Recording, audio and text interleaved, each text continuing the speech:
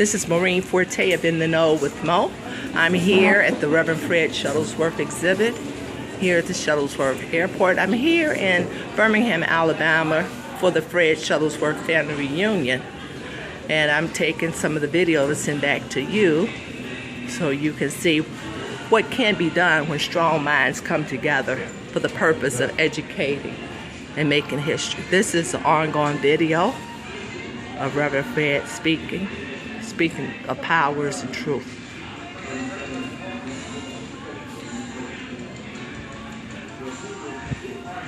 Actionists for justice.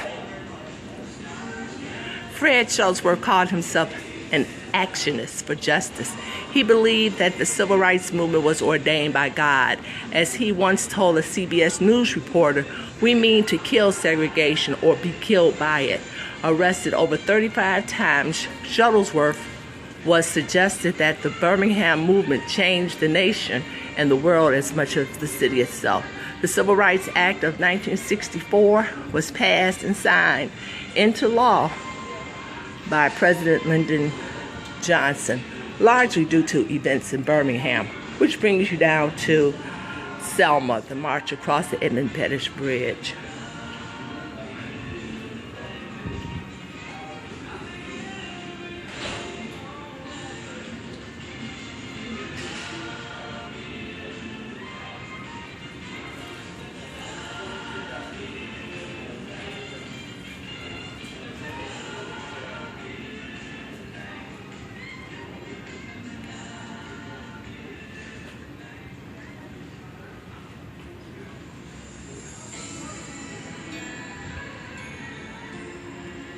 We talked about Ruby Bridges, but on September 9th, 1957, Shuttlesworth attempted to enroll his two daughters in Birmingham's then all-white Phillips High School.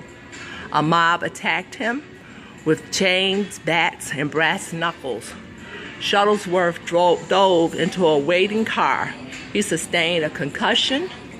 His wife was stabbed in the hip, and his daughter Ricky, who's also we call Ruby, was injured. On the same day at the White House, President Dwight Eisenhower signed the Civil Rights Act of 1957. So it's so much to the history of Ruby Bridges and Fred Shuttlesworth. This is Maureen Forte in Birmingham, Alabama, educating and lifting your minds on what shall continue to be a struggle as we continue to fight for justice, the injustice against just us.